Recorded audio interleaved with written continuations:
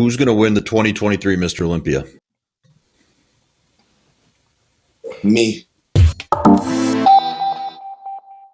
What's up, guys? Welcome back to Blood, Sweat, and Gear with coaches Skip Hill, Andrew Berry, myself, Scott McNally, and we are joined by the one and only Nick Walker. What's up, brother? How you doing? What's up, guys? Thanks for having me on. Thanks for joining us. All of our programming is brought to you by TrueNutrition.com. Use our code THINK for additional savings. We're brought to you by SupplementSource.ca for our Canadians. And, of course, we're brought to you by you guys, everybody at Patreon. Thank you for your support. I'm excited to get this thing going. Andrew, where do we want to start, man?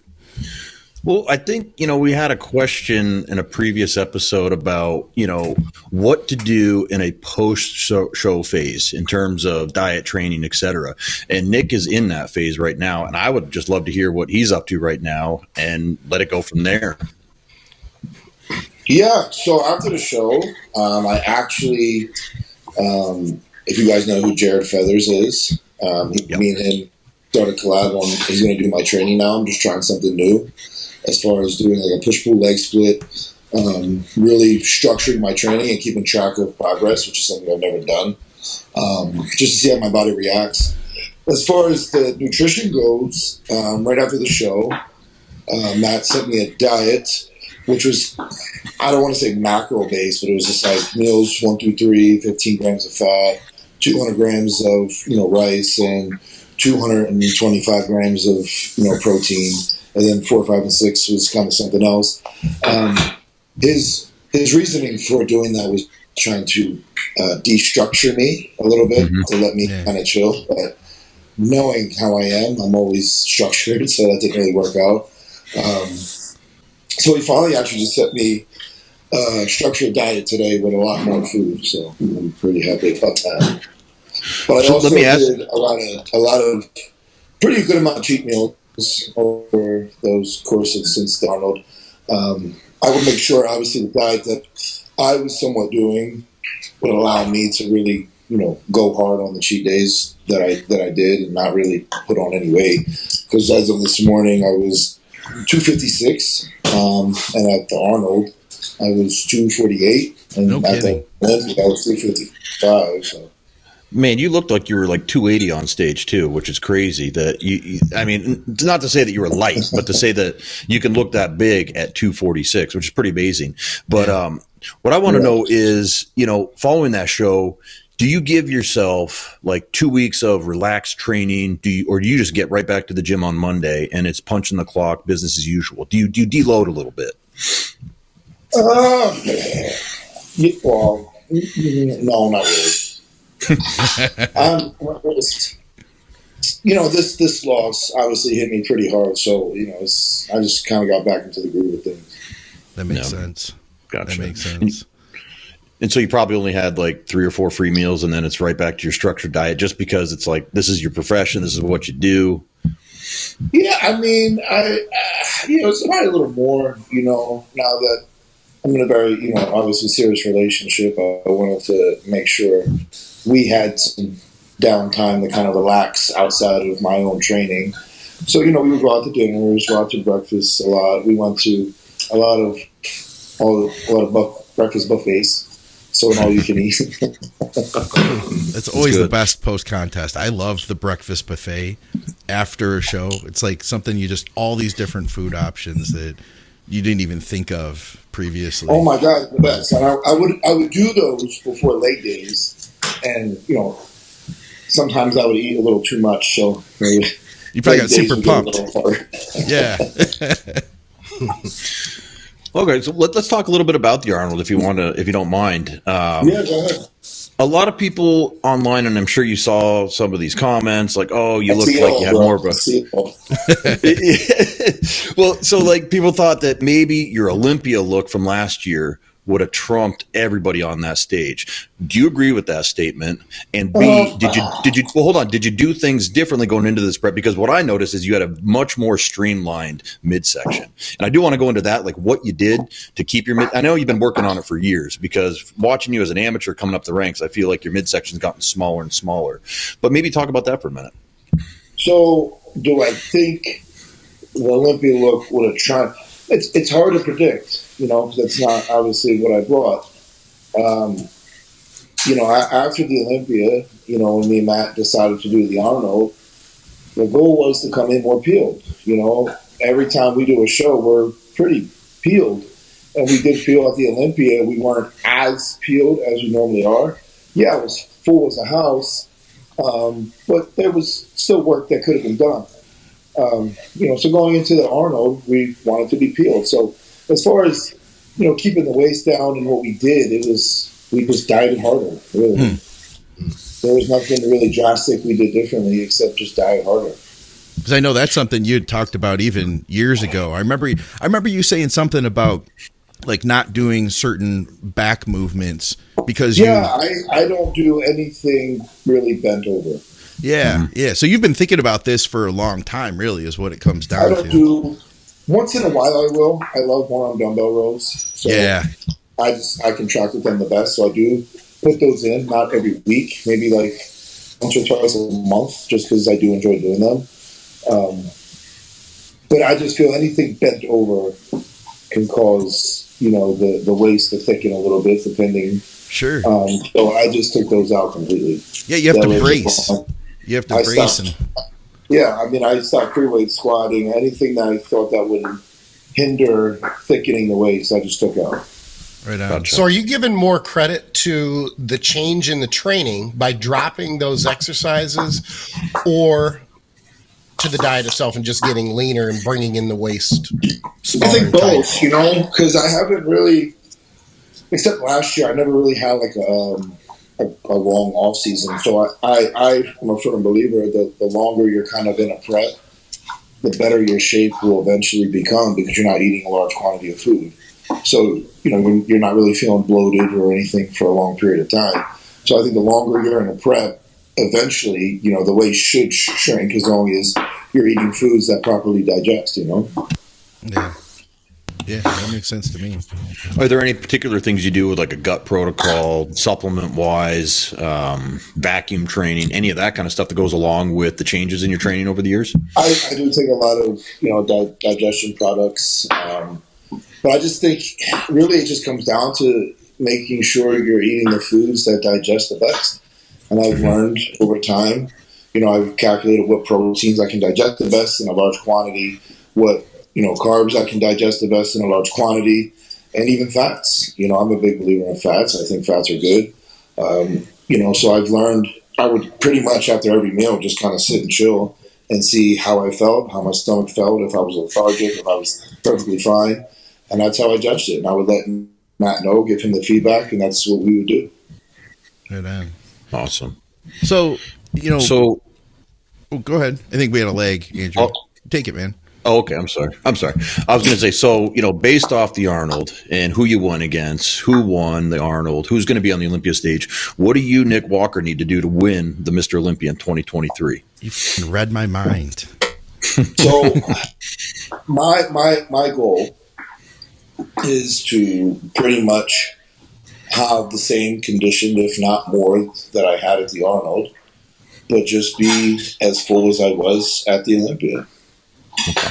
And if I can combine those two, I don't see why I could lose. Is this something you and Matt have already talked about in terms of strategy? What has worked with carbing up? What has worked with drying out? Yeah, and how you merge the two?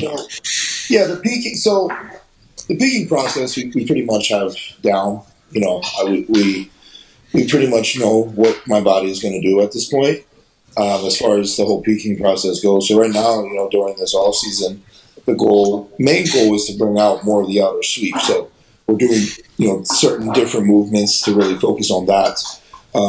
More of my high carb days and even cheat days, you could say, are based around my leg day training. Gotcha. Let's go with those cheat days real quick. You opened up the door there, so I'm gonna go through.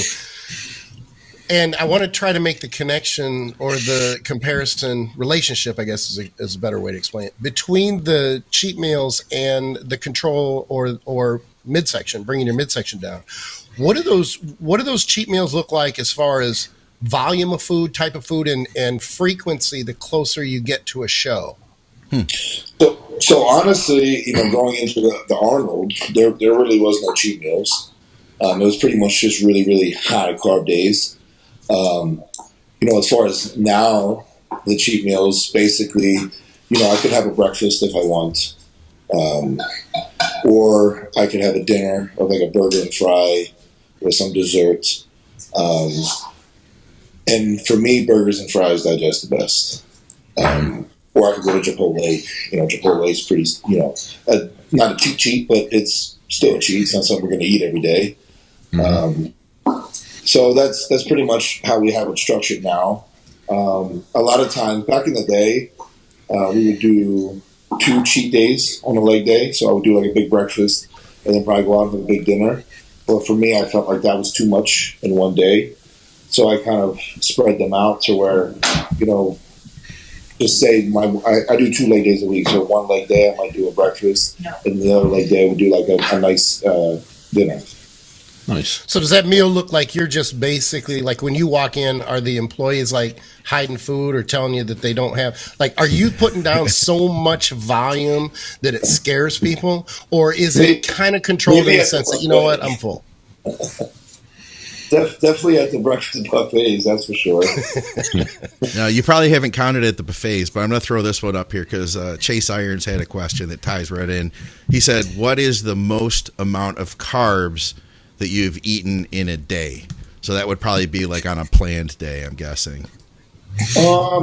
See, I really don't like a structured diet. Like my structured diet is probably around 600 grams of carbs. Okay. But if I went out and did like the whole buffet thing and shit like that, it's probably going to be over 1,000 for sure. Yeah. Because when I go out to a buffet, like I don't eat a lot of protein just because I don't. I'm here for the carbs, right? So it's muffins on muffins, cereal, pastries, a bunch of fruit, pancakes. Like I'm filling up on that shit. That's my jam right there. So you didn't really have So muffins and toast and jellies. I will sit there all day and eat that if I could. Yeah, and that stuff doesn't fill you up. It's got to be strawberry jelly though. Nice. Okay. Good call.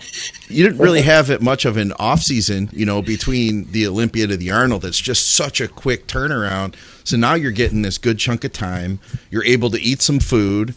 You're able to relax a little bit. And you've got this new training plan. You must be feeling pretty good right now moving into this. Yeah. What are you really enjoying? After the Arnold, probably for, I'd say, a week, it really hit me hard. I really thought I was, obviously going to win that show. Yeah. Congrats to Samson, obviously. He looked incredible. But I really thought I had that one, so it kind of, knocked me down a few notches. But I'm starting to get back in my groove, and, the Mutant's got some redemption now. Hell yeah. Well, moving forward now into everything you're doing, man, like I said, you've got momentum building behind you, and I'm sure you're feeling good, and you've got this new training plan. What are you really enjoying about the workouts you're doing now? Like, what are you excited about? I think just the structure of it. I was always the one that kind of just trained, and I didn't want the structure because I feel like that's just added stress, if you don't get your numbers or whatever the case is. But I see the benefit now, so I just want to try that, and I just get really excited to train for it now. I find it funny that you say you didn't love the structure. In fact, because your training, when we watch the videos, is extremely structured in terms of rep execution. Can you talk a little bit about that? Well, it's so meticulous. Your rep speed. Yeah, go ahead. But as far as counting reps, like say, I did 150-pound dumbbells for an incline dumbbell press, 12 this week. Next week I wanted to hit it for 14 reps. I didn't care for that. Gotcha. I was just the one, if I feel good, I'm going to train heavier. If I don't, I'm going to train a little differently. There was never like, I want to be. So it wasn't like a straight progressive overload type thing. Yeah. So now that I'm kind of doing that now, it's kind of like a new motivation, Yeah. Gotcha. Tell us a little bit about your rep execution, because most guys, I can't remember exactly how old you are, but most guys, when they start out training and early on in their career, they're more ballistic. They get the reps at any cost or any way necessary. You have such good cadence and control over the heavy weights that you're using. When did you really start to hone in and develop that, or was that something you started with from day one? No, I was pretty ballistic when I started. Okay. Actually, told me that actually when me and him, got together back in 2019, he didn't like do my training per se, but he told me slow the movement down. Control the eccentric rep and explode up. So that's so I had to like kind of restart in a way. That's just what I did, and the progression just came very, very fast. Mm-hmm.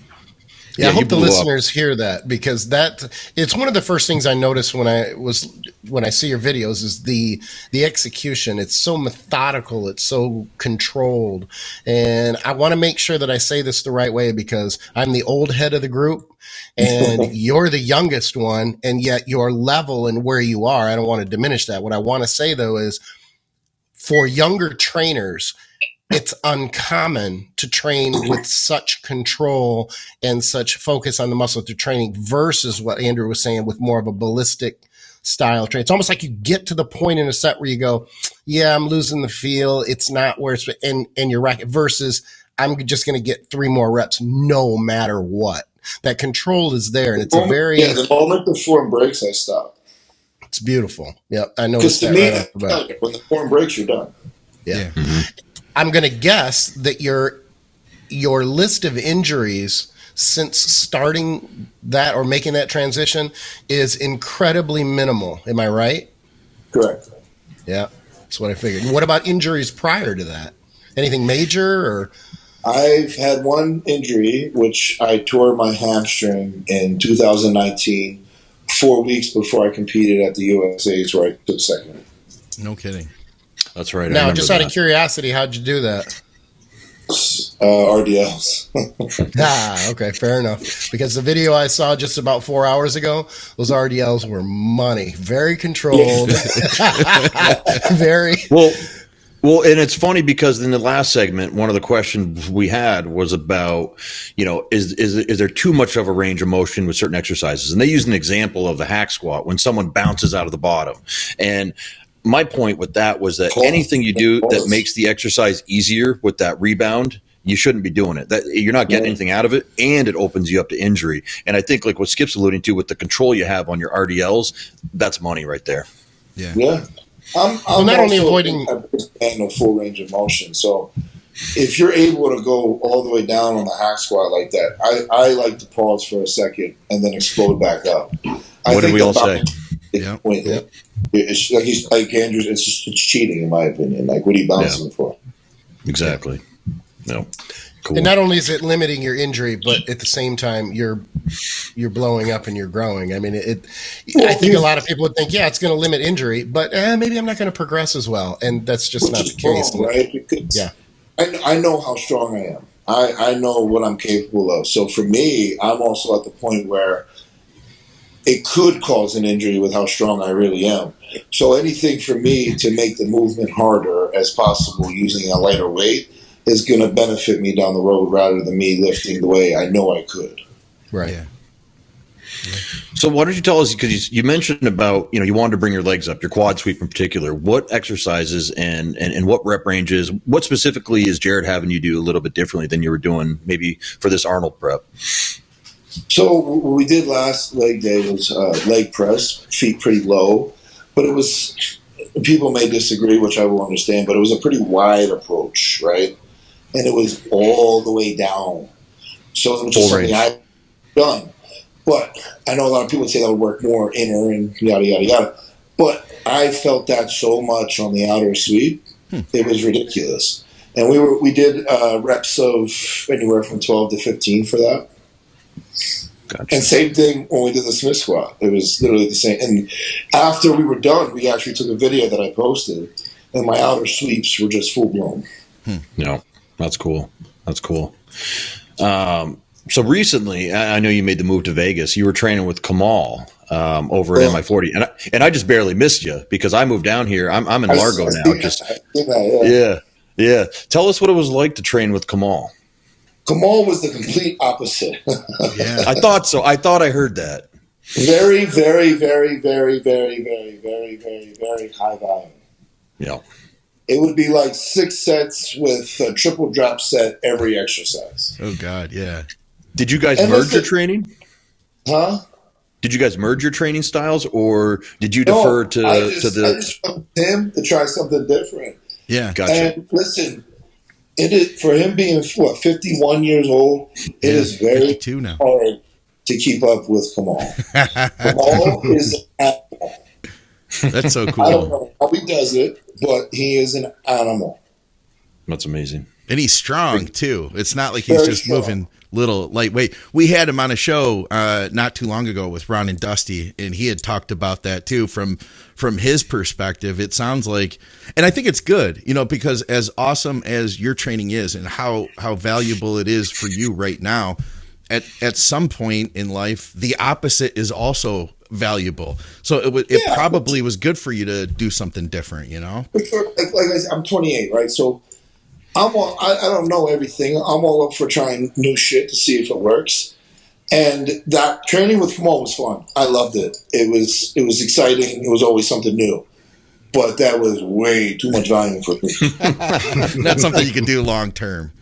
No. I would wake up every morning and I feel like I got hit by a Mack truck.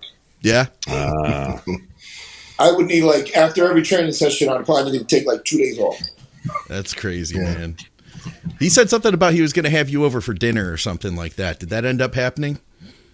Yes, it did. Yeah, that's good. All his traditional foods and stuff. He said they were going to have for you. So I actually go back to Florida in April to clear out actually my house in Tampa. I haven't gone back yet. That's like me. I left my stuff up in Vermont. Yeah, I'm like, I'll go get it eventually. No. But he wants to have me and Maria over for dinner when we visit. That's awesome. Cool. That's cool. How is the environment change? Having moved from Florida out to Vegas, what are you getting out of this now? That's getting you excited. For me, I mean, the weather's better here. It's not as humid. Oh yeah, the humid fucked me up really bad. But I just like Vegas. I just think there's always new gyms around here. The environment's just very, bodybuilding, fitness friendly, more so. Tampa is, but I think, Vegas is more that way. There's way more gym to train at, and honestly, the food places down here are incredible too. Yeah, the food here leaves a little bit to be desired. Aren't you originally from West Palm, and then you went to Tampa, or am I not? So I actually miss West Palm. It was more quiet. Humidity wasn't as severe as it was in Tampa. And that was like the first place I moved to out of my parents' home. So that will always have a special place in my heart, I guess you could say. And of course it was right by, I lived 5 minutes from the Revive gym. That gym was just awesome to train at. Oh yeah. Okay.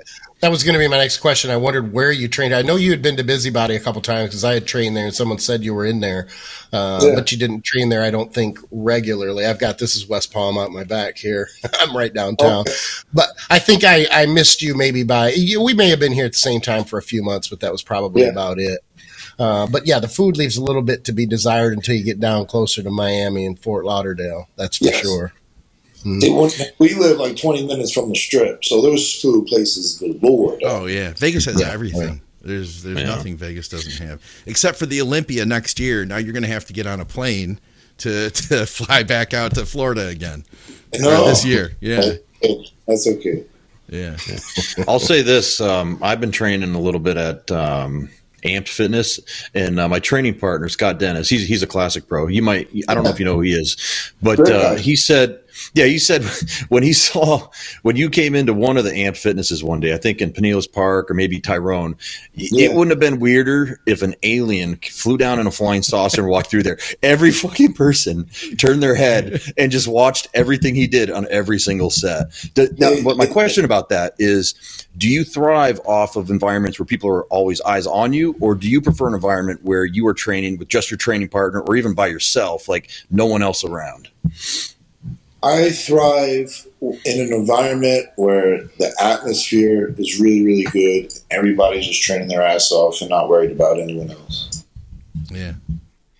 Cool. So if you have the choice in a gym, are you going to go for atmosphere, or are you going to go for a place that is well equipped and you'll create your own atmosphere? I would probably pick atmosphere over equipment, because you can have the best equipment, but for me, if the atmosphere is shit, I'm probably not going to come back. Gotcha. Hey guys, just a quick advertisement for True Nutrition. As a company that I believed in for years, they were the first company that I wanted to ask to sponsor us, but I waited until we had enough views that I knew I could make it worth their while. One of the products I've talked about a lot is their hydrolyzed beef collagen. I'm drinking it in my coffee right now. I use this every day. It's one of the few supplements that will rebuild connective tissue. They have some of the best pricing too. If you go to the store, it's way more expensive. I shop around, I look at the shelves, and I see. So you can get a much better deal if you shop with True Nutrition. Of course, use our code THINK. It lets them know that their advertising dollars are going to something of value.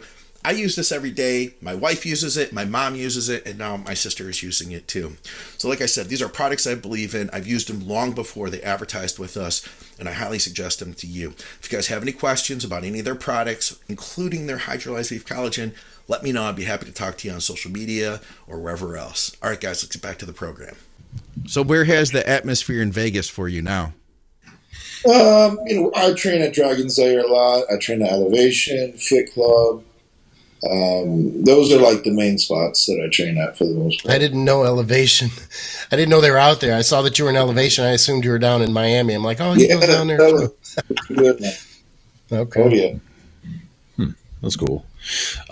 I also wanted to ask you, to change topics a little bit about your relationship with Matt. He was your coach, helped you run up through the amateurs. You guys got your pro card together. I was there backstage. Somehow I snuck in backstage and I was there with you guys. Yes. Yeah, remember? Because I was dieting myself and I was pretty tan, and the guy just looked at me and let me walk right through, and Nate's girlfriend got kicked back to the curb.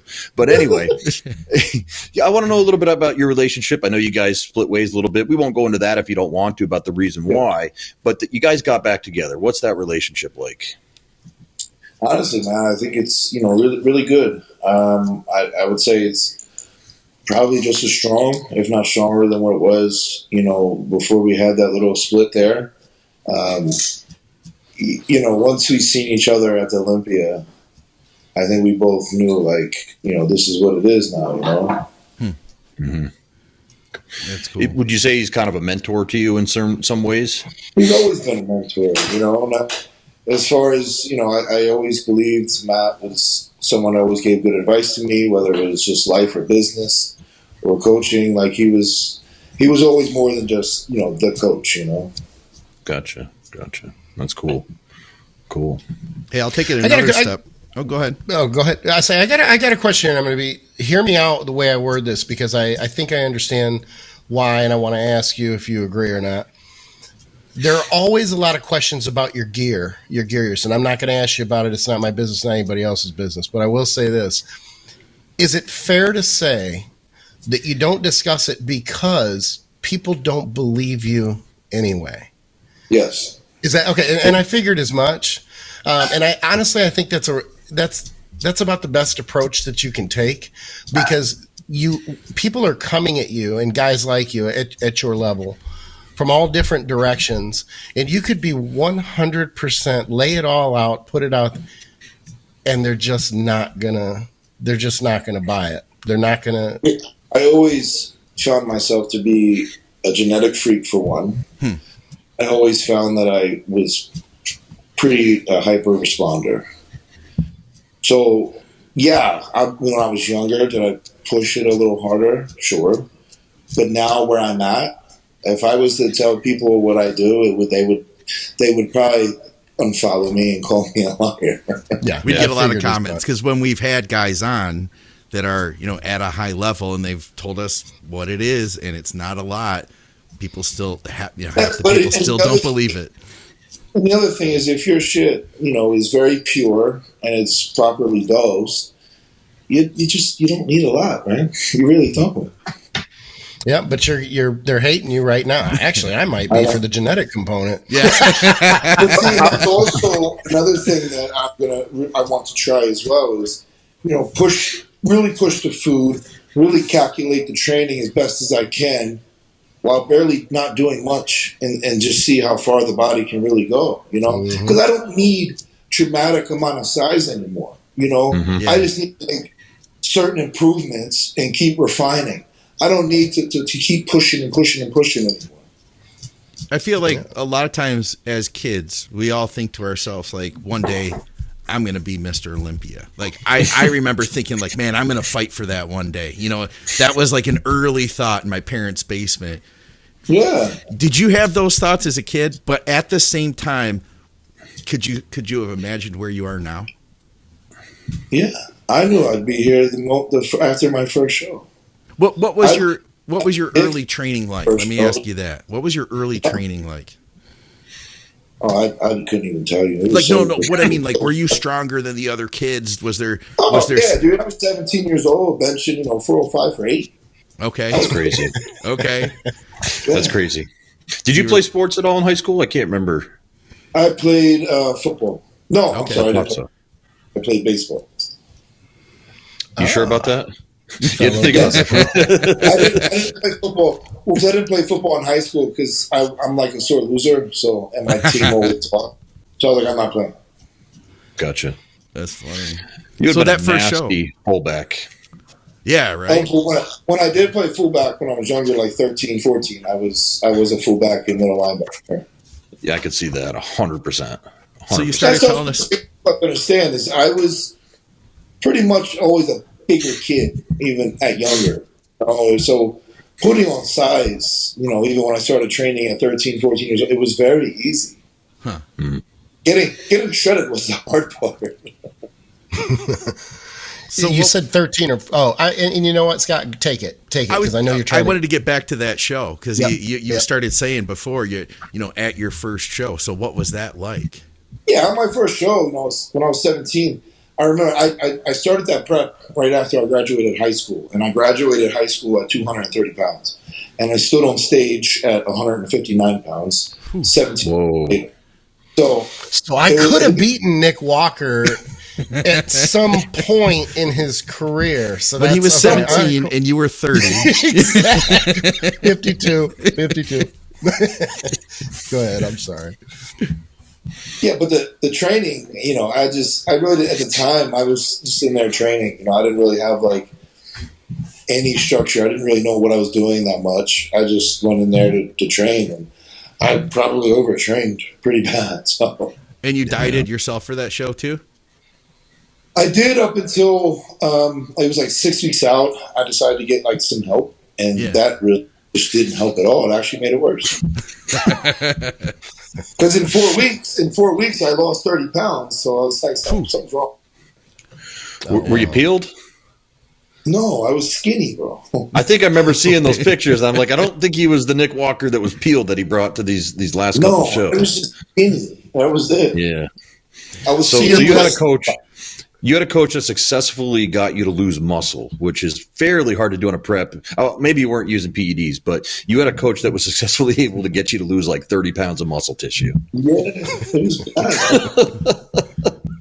And whoever he is out there today, he'll always know he was the guy who ruined Nick Walker's first show. Exactly. Because then the following year, I stood on stage at 192 pounds. Okay. Yeah.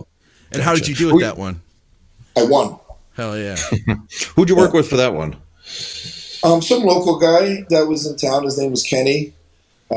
He was like the first actual real coach that I had. And he was good. I won like 2-3 shows with him, and then we did team nationals. And I took second behind Cody Montgomery that year. That's right. Kidding. Yeah. Well, if you had to lose to somebody, that was a good guy to lose to, He was just too pretty. Yeah. Very pretty. Very pretty.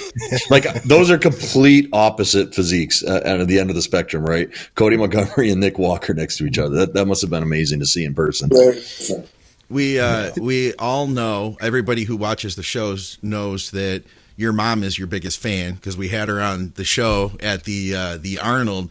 I imagine she's been your biggest fan like all the way back since that first contest. Oh my God, no! She hated bodybuilding, bro. Did she really? That's where I was going to go. Yeah, this is what we were all wondering. We were all wondering. Bodybuilding was fucking stupid. She didn't understand it. She hated it. She hated that I had to diet this way, do this way. If my mom don't exercise, bro, she don't know what that shit is.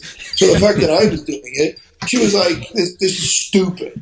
You know, the fact that I said, "Mom, I need to go grocery shopping. I need, I need, boneless, skinless chicken and white rice." She's not buying white rice. What's white rice? Well, wait. Let me ask you this: growing up in your household, are your families, are they eaters? Like, does your mom like to cook like big meals? Eaters. Like, we always had family dinners. Or we went out to fucking McDonald's, had Taco Bell. We were eating cereal for breakfast. You traded in baseball. You're basically playing baseball. She's like, "Oh, my son's playing baseball. He's a baseball player." And all of a sudden, you're like, "I just want to get huge. I don't want to basically be normal anymore. I want to go over here and do this." Mother down and say, "Mom, I don't want to play baseball anymore. I want to go to the gym." She thought I was kidding. Yeah. What did she say? What did she say when you're like, "I want to wear these little Speedo trunks in front of other people"? Hey, can you shave my back for me? It took her. So after my first show, because that prep was horrible. Yeah. Mentally, I was like the biggest asshole during that prep. So she was like, "You are never doing this shit again." I said, "Well, not this shit." So after I started winning, obviously, then she started to follow it more. She started to get invested more. Yeah. She started to study things differently. And then every show, she would get more and more invested. And now, now she thinks she's a judge. Now she thinks she knows everything. Now she thinks, everybody's her best friend, She's told me at the Olympia 2020 that you were going to win. Like, she's like, "Nick's winning no matter what. I know he's going to win when he comes out here." Or maybe it was 2020 or 2021. One of them. I can't remember. She called Arnold in front of the entire expo, and she told everybody that if you bet on somebody else, you made a mistake. She said, but man, she's passionate, dude. She's so, and you see it, man. She was so passionate. She was like, "I see these lines in his legs that I've never seen." Like, she's got the eye now. You know what I mean? Yeah. She's. Well, and here's the thing. So, before I moved out, she was the one that took the pictures in the infamous basement. Yeah. That's awesome. And she would look at them and critique everything. And me being his son, I'm like, you're not my coach. Like, give me the That's cute. Would she point out like, "Oh, you still got a little fat on your cheeks there, or your lower back"? Hit like that out. If I was hitting a pose wrong, and you're like, "Shut up, give me the phone." Yeah. And then I said it to I would send it to Matt. And some of the feedback he'd give me would be some of the shit she would say. And I'm like, That's good. That's funny. That's funny, man. That's great. Yeah, the moms come around after you start winning. That's that's cool. Because it is. I mean, in fairness to your mom, we all know, it's a very crazy, it's a very different world. And to someone who's in it, we know how different it is think about your mom, think about your dad, and seeing you go, "Well, what are you doing?" Like, they don't understand it. They have no idea about it. It seems incredibly. My dad, so he knew a little bit about it. Oh, okay. Okay. But your mom probably, she thought it was weird when you started putting up like pictures of like like Phil Heath on your wall and like some of these other guys, probably, right? Like, my kid loves Phil Heath. She loves Jay Cutler. Like, she loves them all now. Yeah, that's funny. So and they all follow her. Were you saying were you saying that your dad lifted too then? Yeah, my dad was pretty big. He competed. My brother as well. Your dad competed. No kidding. Yeah. Man, that would have been a cool era too then. Back then. At what point did he stop trying to give you advice about bodybuilding in general? I think after the first year. When you were already bigger than he was. He was like, "You're good. You got this." That's well, awesome. you do know you got a good relationship with him from the way it sounds, but I'm sure you're clear too that you kind of hit the genetic lottery.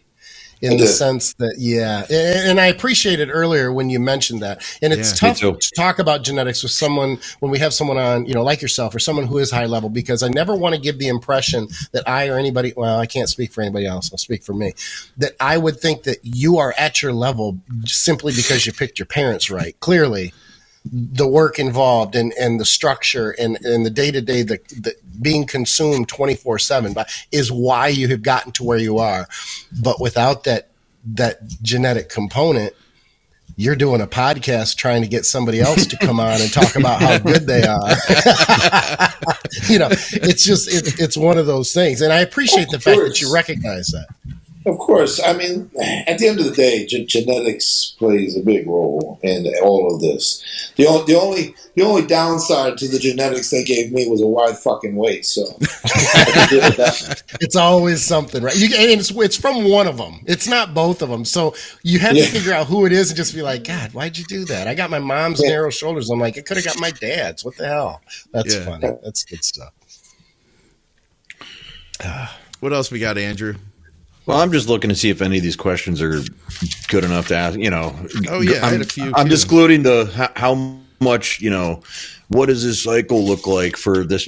You wouldn't believe it if he told you, for one thing. Yeah. Well, while you're looking, I want to throw a question about your relationship. You touched on it earlier, and I wonder. Obviously, your girlfriend is I'm sure a huge support, but. How let me ask you this. What's the difference being in a serious relationship and you chasing this dream versus prior to? Are there, I don't want to say obstacles, but for lack of a better word, are there things that now that you have to deal with that you didn't have to deal with before? Like what? What do you mean? Something as simple as say time. Like, does she understand the amount of time that goes into everything that you have to do, and that being the priority and things like that? And I would imagine that that's the case. Listen, prepping alone, I thought was the best scenario for me. Because I do things the way I want. But having her involved for my prep for the Olympia, having her involved. For my prep for the Arnold was probably the best thing that could have happened to me mentally. That's cool. She was very supportive. Every morning we drove to the Dragon's Lair. She took the pictures for me. We did our cardio together. She was very much on my structure the entire time. And that's something I will forever be grateful for. And the reason I asked that, and you already know this, how incredibly important that can be, because a relationship sometimes can be a huge. It can kill you. It can kill your dream, and it can get in the way, and it can be a problem. Yeah. Yep. Sure. Chase Irons wants to know: does she prep any of your meals for you? No, I do all that. Oh, good for you! Wow. I've always felt like I've wanted to do that. I haven't wanted to rely. Is that what it is, Nick? Like I haven't wanted to put that on other people. It's my thing. Yeah, when I'm in prep, I weigh everything no matter what I'm prepping. Not saying I don't trust her to do it. Sure. She knows what she's doing. Yeah. But I like to see it. I like to do it. That's it. Yeah. Well, you can speak for yourself because I don't trust my wife. My wife would be pissed at me and put a bunch of duck fat in there and be like, yeah, fat motherfucker's going to get on stage and have glutes like his dad. So, no. Now, I want to know what you think about this one. So I don't even know who this person's name is, and I hate questions like this because I think, I'll ask the question. Would you chase the judge's flow towards the new aesthetic criteria? Now, let you answer first because I got something to say about this too. So here's the thing. I personally, it's hard to tell, right? Because you had someone like Kamal win the Olympia, who, in my personal opinion, is not he's, I guess, aesthetic, but not the most aesthetic guy here. And then you had someone like Jansen win the Arnold. So it's more along the lines like, what direction are they going? Right. Kind of do feel that they are transitioning to the more taller aesthetic look. That being said, I'm not necessarily trying to play that game, but if I can play my own game, but improve my aesthetic more and more, I will. Yeah. Well, only thing I was going to add to that is that the judges don't get in a circle before the Olympia or the Arnold or any pro show and say, okay, guys, we're going for the aesthetic guy or we're going for the mass monster freak at all costs. When you come out bodybuilding, and we've talked about this before, bodybuilding is about judging who catches your eye more, like who is just on that day, who has the combination of fullness, conditioning, if you want to call it aesthetics, everything just in balance. It's not like they go into it with this simple criteria of we're going for the aesthetic guy, which what does that really mean? Does it mean you're a taller, lankier guy like myself, or we're just going for the mass monster, like a freak like Nick here? I just hate questions like this, honestly. It's the best at your own game. You know what I mean? Who's the best at their own game? I agree with this. And that's what's so I think difficult or so subjective about the sport. You know what I mean? But you can see it. Like I remember seeing Bonnick in the 2020 Arnold, the Arnold that almost didn't happen, and like just that day, it's like just what he had. It was like a day that he really shined. He was his best at that moment, he just did his thing the best. I think you're nailing it, man. It's always a mistake to chase like something else, right? I know what my strengths are, so I'm always going to play to that advantage. But again, like I said, if I can also, while doing that, improve other aspects. Yeah. Well, otherwise it's a giant guessing game too, because you would be essentially preparing, you and everybody else, preparing for a show that you're essentially just guessing what the judges are looking for, and you could get it right as far as, okay, this is what they're looking for, this is what I'm going to go, and you nail it, and that's not what they're looking for. So from the outside looking in, and I say the outside looking in because I'm not at your level, I would think that the approach would be healthier to go with, you know what, I'm bringing this package, this is what I'm good with, and I'm going to bring the best package that I can and let the chips fall where they may. It just is what it is. Exactly. Knowing that decision is essentially out of your control, and you're controlling what you can control by providing and bringing the best package you can. The main thing is, obviously, like you said, controlling what you can control and control it the best way possible. And also, if you're improving show to show, I mean, at the end of the day, that's just what matters most. And like you said, the fall where they fall. What else can you do? You can't get taller, right? Yep. Okay, they're going taller. What the fuck do I do with that? I can't get any taller. I'm sure at this point. We got a good one in the live stream from Nate Spear. He says, he's with us. He says, what win felt the best and why? Ooh. Or even if it wasn't a win. What appearance felt? I feel like you're going to say it was a win because, like you said, you're like, I'm a sore loser. You said that from the start. But if there was a show in particular that wasn't a win. The show that meant the most as far as a win was probably the New York Pro. Because I guess you could say like the Chicago Pro was my pro debut, whatever. But to me, the New York Pro was more so the debut because I took an off season. We did a full prep for it. And that was like, okay, this is where it's at. And it was in my backyard because that's where I'm from, technically, even though it was in Tampa that year. But I had everyone at that show as well I had my entire family was there. When I was with Ball and Revive, they were all there because it was in Tampa. So literally everyone was there. So, and that was probably unexpected because of how loud the audience was when I came out. Like I didn't expect any. Bro, for my routine, I literally hit 6 poses. No routine, 6 poses. And every pose, everyone went fucking crazy. And it was like the coolest ever. I want to talk about that actually because you are definitely a fan favorite. Like when you come out, whether it's Olympia, the Arnold, like because I've been in both audiences, in 2021 and heard both audiences go friggin' nuts when the Mutant hit the stage. Do you feed off that? I think you can see it on your face, you do, but tell us about it. I do. There's no greater feeling than when you walk out on stage, whether you're confident or not, right? There's no greater feeling than walking out on stage, and before you even hit a pose, everyone just fucking goes crazy. If you don't feed off that, you have a fucking problem. You shouldn't. But when you hear it, it's just it never gets old. I love it no matter what. Yeah, that's cool. I remember at the Arnold, I think, was it your most muscular where you just like stick your tongue out and you're like, yeah, I'm nasty, I'm huge, I'm shredded, I'm jacked. Like the people are here to see me. Like I thought that was like your stamp of saying, I'm not only a good pro, I'm a contender now for a top spot at the Olympia every single year for the next 10 years. Did you feel that in that moment? And it all stems from, me being younger and getting all of the negativity. I've always was told, no, I wouldn't even be a pro. And then when got pro, it was I wouldn't be a good pro. And then when I became decent pro, it was like, he'll never be a good Olympian. And now I'm 30. So it's and like I always say, it's never about proving people wrong, but when you are able to shut people up, it's a very good feeling.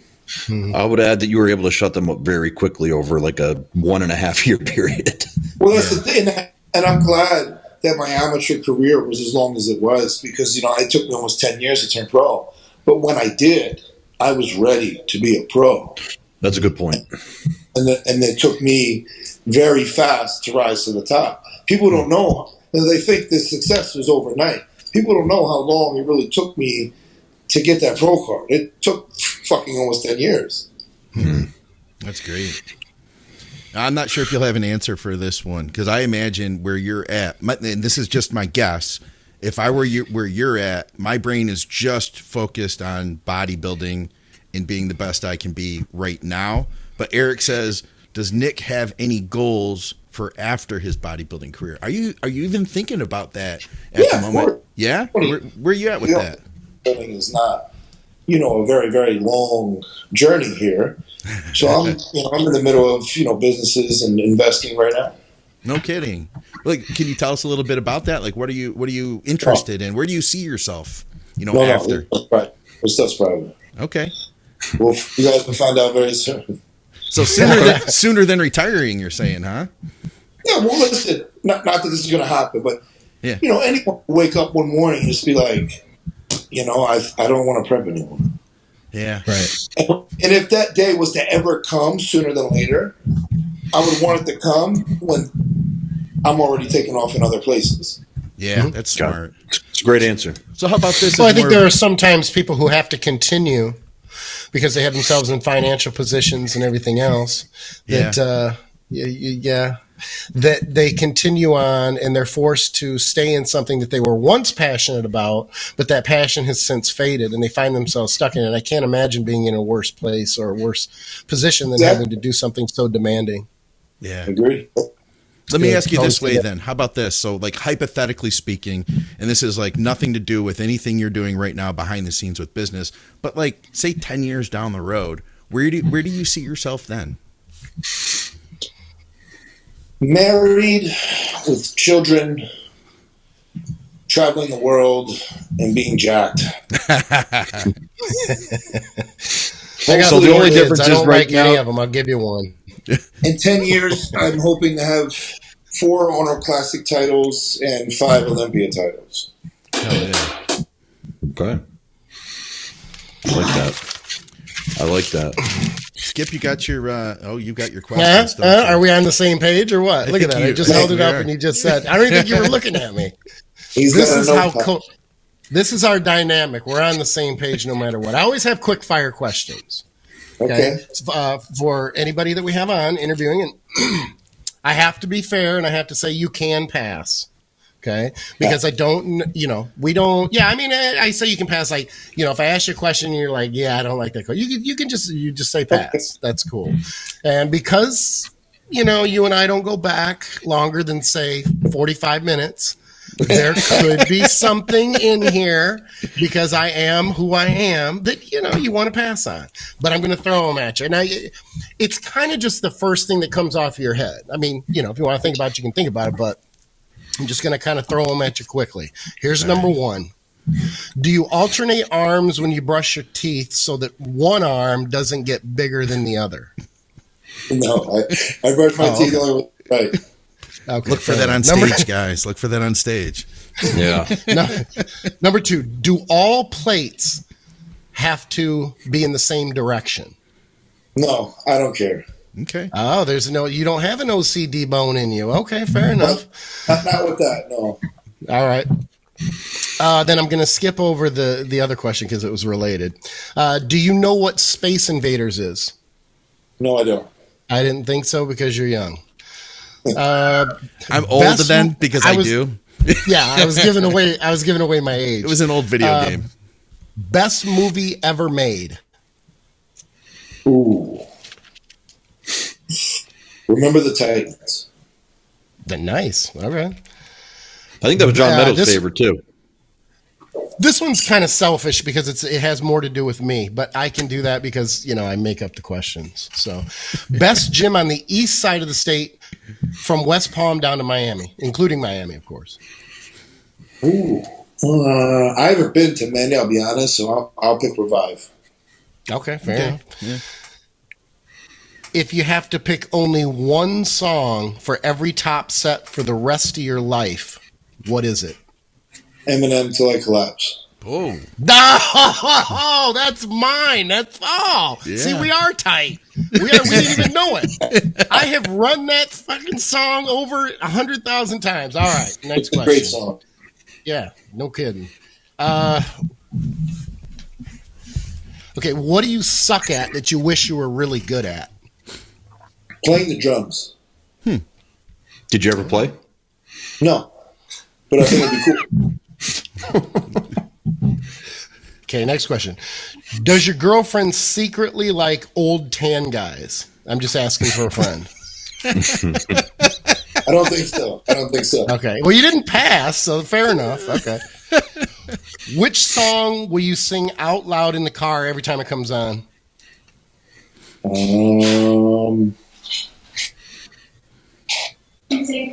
Oh, yeah, NSYNC. Oh, sure. Damn, she heard me ask you that question, too. Oh, my God. I want to be the guy driving next to Nick Walker singing NSYNC and get it on video. That would be amazing. And you get it. Don't let her go too far because I got another question here in just a minute. Don't let her go too far. I have to get her in here. You have to answer it first, but then she does. Okay. Yeah, NSYNC. That'd be, yeah.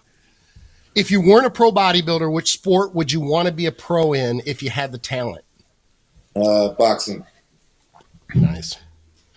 Okay, where's your girlfriend? You have to answer this first. Celebrity that your girlfriend wants to see naked. Oh, shit. Jason Momoa. No kidding. She said no? I'm sorry. The Rock. Oh, okay. All right. There you go.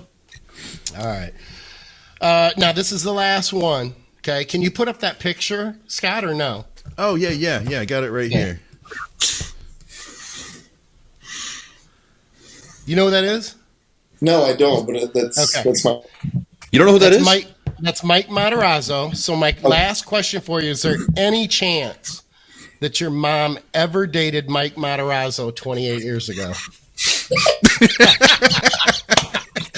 Thank you. I struggled with this one. I'm like, I don't know him. I don't know. But the similarities to me, he's from my era. So we'll give that one a pass. That's good. That's good. Thank you. You're a good sport. I appreciate you, Nick. Yeah, Nick, we appreciate you taking all the time and hanging out with us, man. This is awesome. Yeah, this is always fun. So, anything you want to say to everybody before we wrap this thing up? I feel like you already said a lot. No, I'm good, man. This is fun. So, I got a question. I got one more question. Who's going to win the 2023 Mr. Olympia? Oh, yeah. Me. I don't think any of us are disagreeing on that one. Well, I look forward to seeing it happen. Guys, we appreciate everybody tuning in. Check out our sponsors, TrueNutrition.com. Use our code THINK, SupplementSource.ca for our Canadians. And, of course, follow Nick. You're already following Nick, so I don't really need to tell you that. That said, I'll have your YouTube in there. Of course, we'll have your Instagram and everything else. So if you guys aren't following anything that Nick's doing, you can go check him out there. So for another episode of Blood, Sweat, and Gear, guys, with Nick Walker, we'll see you soon. Thanks, guys.